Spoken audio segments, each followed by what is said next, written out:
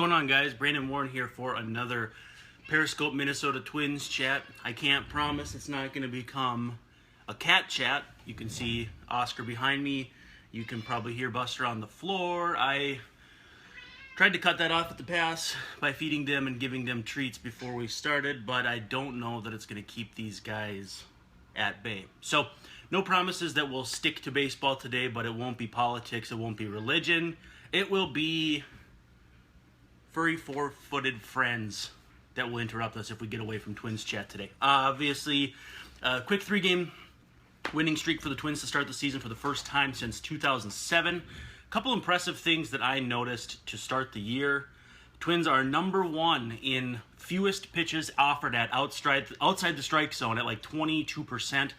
That's obviously very impressive when you consider, excuse me, that the Twins are employing Eddie Rosario, Byron Buxton, and even Danny Santana, who played yesterday in left field. So obviously Jason Castro has been a big help in that situation. Joe Mauer, even though he's off to a slow start, I would assume is seeing quite a few pitches. And at the top of the order, Brian Dozier doing his part. Robbie Grossman, who is always going to see a lot of pitches, has been doing a good job as well. And so the offense has done a nice job. So far, number one in on-base percentage. People that like Moneyball, like the newer brand of statistics, obviously know if you pollute the bases with runners, you will score runs. And so far, that has not been an issue for your Minnesota Twins. And so it's been obviously a very exciting start. As Dan Hayes, the, I believe, Chicago Tribune White Sox writer, as the Twins are now headed to Chicago, noted, though, the White Sox got off to like a 16-6 start last year. So you obviously can't put too much stock in how a team plays right out of the gates, but I think you have to be pretty encouraged by how the Twins have played so far. I really do like the approach by Molitor of the 5 and dive for starting pitchers. Obviously, a pitch count for Hector Santiago played into that, whereas with Kyle Gibson, it was a situation where he was just losing effectiveness. When you have an 8-man bullpen, as Molitor does, you are going to be able to go to guys a little bit earlier in games, and it's obviously shown. I really liked the use of Ryan Presley yesterday in putting out a fire in, I believe, the 6th inning that Craig Breslow started. More on Craig Breslow maybe a little bit later in the chat. But, you know, it's I'm not sure how long Breslow's going to stick around if he can't throw strikes. Ryan O'Rourke can do what he did yesterday. Buddy Boshears can do what he did yesterday, and probably much better than he did it. Anyway, Presley came in, put out the fire. Presley was impressive in Game 2. I wasn't really sure about bringing him into what was more or less a no-leverage situation in the second game. I think it was a 6-1 lead at the time he came in. But I wasn't sure how Molitor viewed them leverage-wise, if it was Kinsler as the closer, Belisle, then Presley, then Rogers. I think it'll go based on situations and matchups, but I do believe that Ryan Presley is a better reliever than Matt Belisle, so I do hope that that's how it plays out this year. I really like Belisle, don't get me wrong, and obviously the elder statesman of that bullpen, so to speak, but I'm not sure he's quite as effective or has quite as good a stuff as Ryan Presley.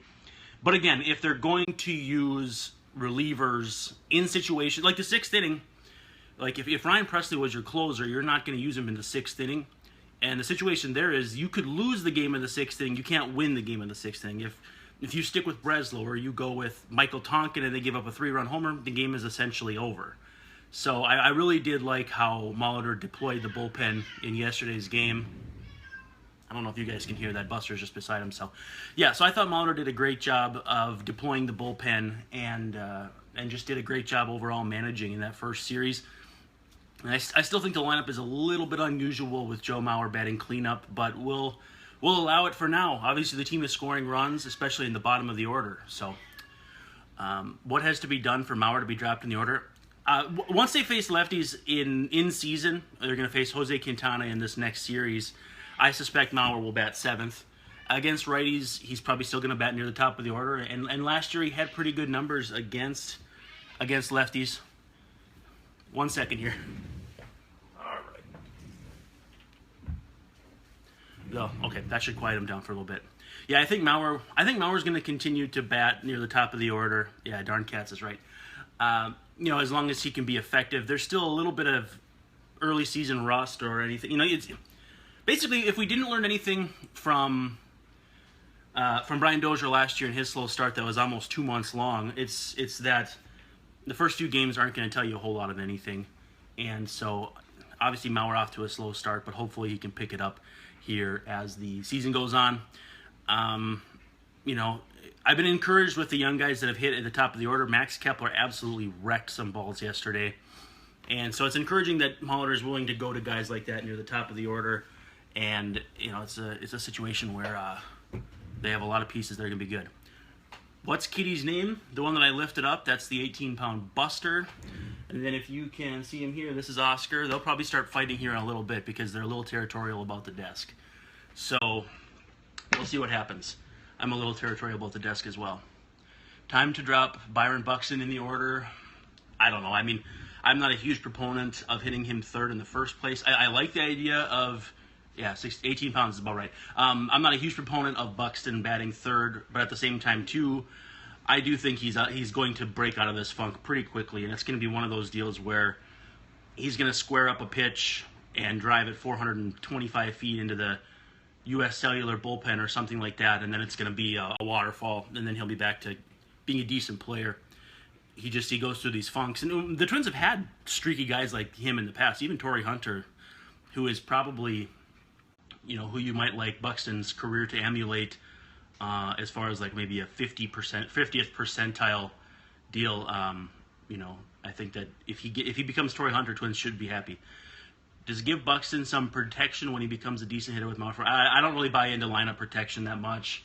I don't think Buxton is seeing any pitches differently with Mauer behind him, and I don't think he would with Sano either. At this point, the scouting reporters attack Buxton early in the count, get strikes on him, and then when he's behind in the count, he's basically cooked. So I don't think that there really is a big story or big deal to go after him on Twitter. Again, I don't know if protection really does matter, and if it does, the statistical community doesn't buy into it. That's part of why I don't as well. But maybe they move him down a little bit in the order just to see what he's capable of. First couple bullpen guys to come up eventually. I think Chagua is the first righty. But keep in mind, they have to subtract before they can add. At an 8-man bullpen, they're more likely to send somebody out than they are to add somebody. It'll be interesting to see how long they stick with Breslow, who's kind of on his last leg as far as being a professional. I know they really want him to hang around as a leader, but if he can't get people out, there's no real utility, especially if they're not going to put Justin Haley into difficult situations to start the season. And I thought Haley looked pretty good in that first appearance, but he's not going to wreck guys like Presley, another Rule 5 guy who throws harder and has better stuff. So, I don't know what the end game goal is with Haley and what his potential is for velocity to spike or anything like that. But yeah, they're going to have to subtract before they add to the bullpen, and so I'm not too tied up in that. But Boshears, O'Rourke, if he gets healthy soon, sounds like he's got a little ways to go here, so we'll see what happens. I'm going to quick put the link up on Facebook so people can check this out. Make sure to check us out on Zone Coverage. Been doing some fun Twins coverage for them so far this year. The game stories I write a little bit later than the print people do, and that way I can get a little bit more information, a little more video, and a little more analysis, because that's the things that I offer that other people offer less, or maybe are just not afforded the opportunity to offer with a print deadline, which is nice not to have. So on weeknights, my gamer might not go up till midnight. Hopefully that makes it worth waiting for, but if you have things you'd like to see from my game stories or my pregame stories, please feel free to let me know as well. Only 3 games, what do I think of Castro? If the Twins can keep hanging around, would trading Urban or anyone make sense? I'll answer those in just a second.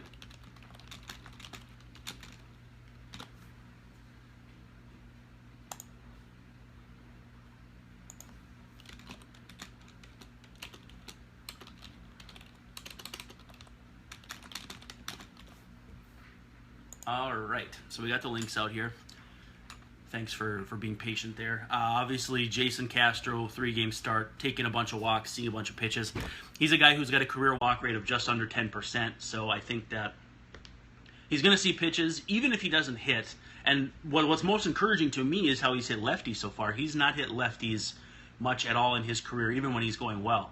So, I don't know. I mean, it'd be nice to have an offensive breakout. Some guys do hit better when they get away from Houston, as weird as it seems. Keep in mind, Carlos Gomez struggled badly while he was in Houston, and whether that was health, whether it was something with the hitting coach, we don't know. But he's hit much better now that he's gone to the Rangers, and it's going to be interesting to see if Castro has any thump left in that bat. Because in 2013, when he was an All-Star, he had an 8-something OPS, and, if they get anything like that out of Jason Castro, that makes his contract an incredible bargain. So I'm excited to see what he can do defensively. I know that some people have been, the framing hasn't really showed up early in the season.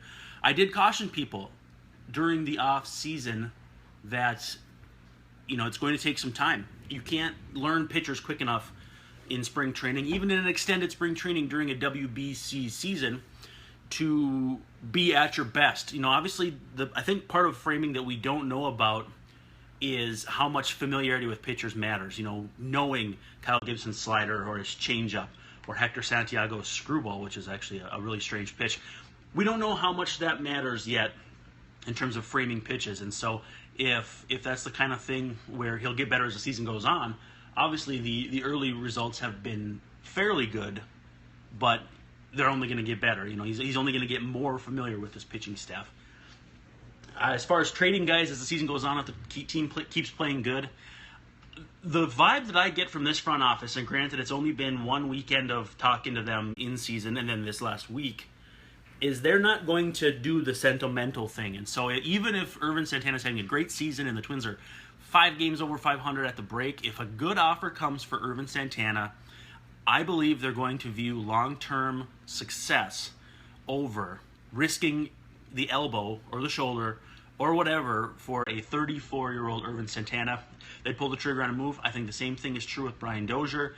As difficult as that would be to sell to the fan base, I don't believe that they're in the business of selling hope. I believe that they're in the business of selling not only tickets, which I guess is part of the difference, but also wins in the future. Hate to look into that so early about a possible bench bat. Yeah, are you talking about as far as a bench bat on the trade market? Because I thought that Nick Franklin made a lot of sense for the Twins to claim, and so I'm not sure why they didn't. Early expectations for Phil Hughes, a little skeptical. Yeah, I talked to Phil after the second game of the season, and he did say, some of the concerns coming off thoracic outlet is how throwing is going to feel in colder weather. There's obviously been some issue with weather in Chicago. As far as getting the season underway, they've had their series with the Tigers go a little bit bumpy as far as getting games in. So, yeah, but I believe Matt Harvey looked good in his recovery. Phil did tell me that a big part of the thoracic outlet recovery is that it's probably going to be different for every pitcher. He said he hadn't really talked to Harvey or Hochevar too much, and they talked a little bit before surgery, but Harvey seems to be most of the way back. We'll see where Hughes is at as of this evening. But Hochevar, there's not even a Roto World blurb for him since, I think, like January 1st or 2nd. And obviously, if he was healthy, he'd be on a team right now. Probably the Royals, granted, looking how their bullpen performed over the last couple days. And, so recovery can be totally different for everybody. And hopefully, I like Phil Hughes as a guy. When he's right, he's a very nice, number 2, number 3 starter. Probably number 3, as far as the long home runs, but keeping the ball in the strike zone, that's what he's good at. I think the changeup and all of his secondary pitches are going to be important because his fastball, especially early, is not going to have much in the way of swing and miss stuff. If he does come out and has a good start tonight, though, don't get too excited. And I hate to put cold water on it, but this White Sox team's not going to be particularly good this year. Their offense has a lot of guys that have a lot to prove. Jacob May playing, going through puberty here. Jacob May playing center field, Avisail Garcia, and a few guys who are either not very good or are very young and kind of up-and-comers. I think they're still going to look to trade Todd Frazier as the season goes on David Robertson, who knows, maybe Jose Quintana, who the Twins will see on Sunday. Tim Anderson thoughts. He's a nice player. He's probably not that much different than the guy they traded beforehand for Samardzija, Marcus Semien. Power, I don't know about on-base skills. It took him forever to take his first walk last year. But he's an interesting guy. He's going pretty high in fantasy drafts. For some reason, going ahead of Troy Tulowitzki, which I thought was just kind of bizarre. But he's a nice player. Got to find his way in the big leagues, which is going to be difficult in a transition season. But they can roll with it. He took the job from Alexei Ramirez, and he's kind of rolled. Anybody else got other questions here? We'll probably try to wrap up here in about 5 or 10 minutes. I do have a couple things to write here and get out of the house. Morneau or Billy, but I'm not buying any corner bench bat right now. Better than Semien. I don't know if he'll be better than Semien. Semien might have hit the quietest 25 home runs, 75 RBI season in history last year. So he's pretty good. Do I think Wimmers will make it at some point? He had a decent spring. I mean, maybe. They may need a long guy. It depends on how they do with Haley staying healthy or being able to help them. And, I don't want to give up on Wimmers because I did say some things about him on Twins Daily, that Jim Suhan called him a promising righty. He's actually like a year older than Michael Tonkin. So I don't know about calling him promising, and he's not young. But, obviously he was a first-round pick for a reason back in the day, and hopefully he can find some of that steam again. Fantasy pickup of the year last year was Semien. Him and Diaz killed it for me. Yeah, Aledmus Diaz was absolutely fantastic. And Semien with that power, you don't see that from a shortstop very often. If you're not in an on-base percentage league, he won't kill you. But he's never had an OBP over 300. So that's kind of ugly. As far as fantasy pitchers, if people want to know who I'm looking at, Brandon Finnegan. Add Brandon Finnegan. I believe he's going to have a really big season. I love Sean Manaea of the A's, although he's owned in like 70-some% of leagues, so you'd be difficult to find him.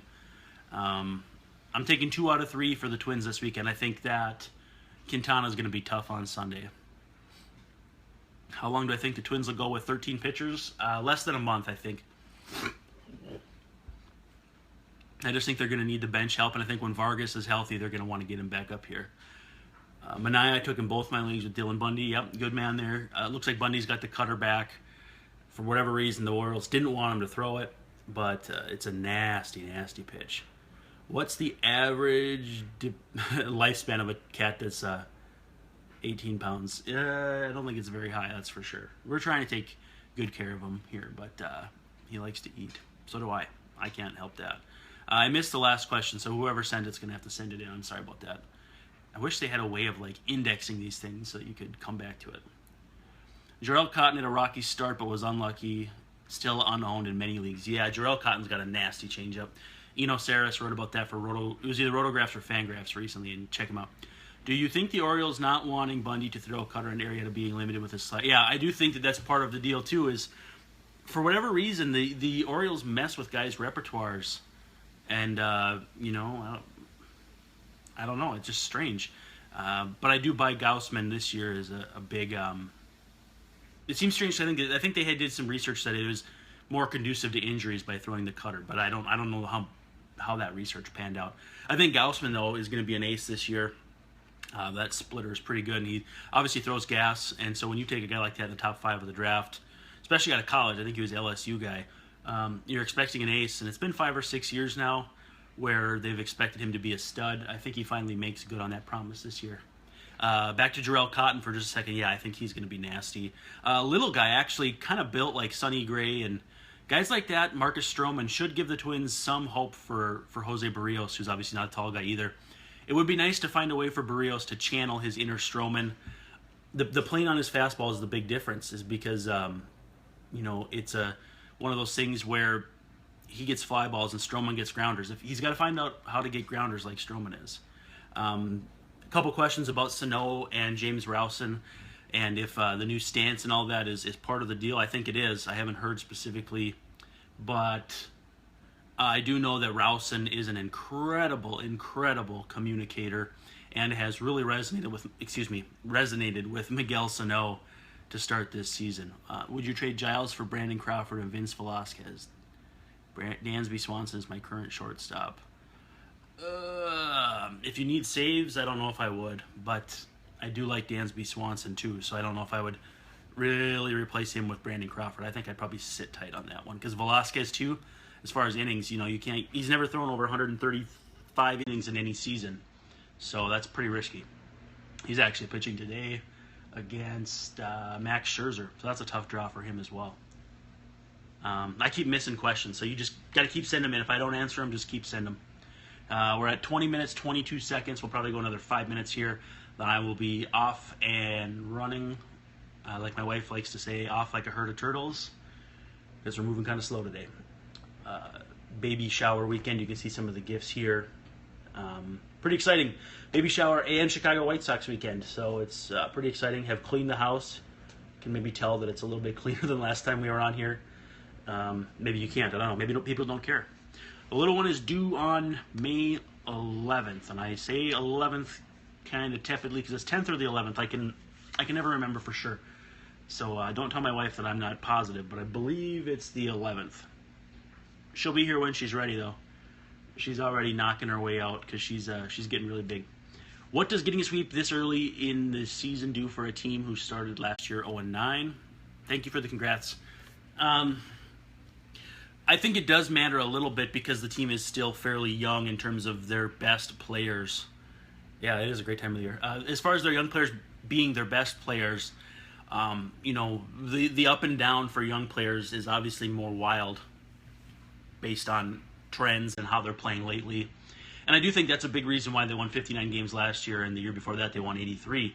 When your young players are so volatile, you can win or lose that many games of a difference. And I don't know. I just think it's this fast start can't be bad. There's no way that they'll let this snowball into an overconfidence thing where they play poorly because they think they've had it so good to start the season. I see this team as a hungry team. The clubhouse vibe is very, very good so far. Guys are having a lot of fun, and there are some very good leaders on this team. I think Jason Castro in that way is going to be very, very useful. Did I know the Twins have one of the weakest schedules in the American League? Credit to Phil Mackey. I didn't know that, but that's interesting. I'm not sure how that happens, but I can't argue about that. Thoughts on the Chris Anderson signing? Had the pleasure of coaching him in high school. Yeah, I mean, first round pedigree a few years ago. Great kid, he says. First round pedigree and no risk. So why not bring him back home? Probably throw him at extended for a little while and then send him out to Cedar Rapids or Fort Myers and see what he's capable of. Things didn't go that well even after he was moved to relief in the Dodgers system, but maybe a different voice, change of scenery. Who knows? Nephew who was born on May 10th, and my birthday is May 1, so good company. Yeah, that's true. May's a good month. How will Garver fit into the Twins' future plans starting this year? I don't know. I think Mitch Garver will be probably a luxurious backup catcher. The Twins have always employed backup catchers who were better, probably either in the clubhouse or behind the plate. Tom Prince, Henry Blanco, Mike Redmond for a long time, Drew Butera, but to have one who can hit and probably also defend. The reports on Garver's defense the last couple of years have been getting progressively better. Garver should probably, I want to say he should probably start somewhere in the league. I could see a guy who could do like a 315, 320 weighted on base average year in and year out, which is, it's probably a starting caliber catcher with decent defense. And so, it's kind of backup where, especially if he hits lefties well and they can kind of mix and match with him and Castro, that'll be nice. And the other thing too is if Garver is a good offensive player and they still need backup help at first base, you can move him over there too. If you want to watch a minor league game, I missed that. You'll have to send it again. I just saw if you're going to watch a minor league game, where would you prefer to? But I missed the other part of it, so you'll have to resend it.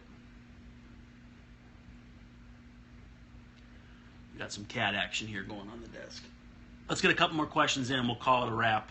I'm going to put this up on YouTube so we can watch it over and over again. I know that you obviously are going to be interested in watching this over and over again.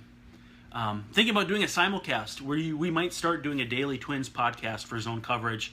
And I was thinking if I set up the microphone and the headphones and then Periscope, record it on the computer, you could do a simulcast. You could watch it live, you could watch it later in video, or you could watch it later, or listen to it later as well. So let me know what you think of that too. If you watch a minor league game, what is the preferred league to watch? Yes. Probably the Southern League or the Eastern League, AA. Yeah, prospect-wise, a lot of guys make the jump from AA. In recent history, Miguel Sano mostly jumped from AA. Byron Buxton did. Chris Parmalee did.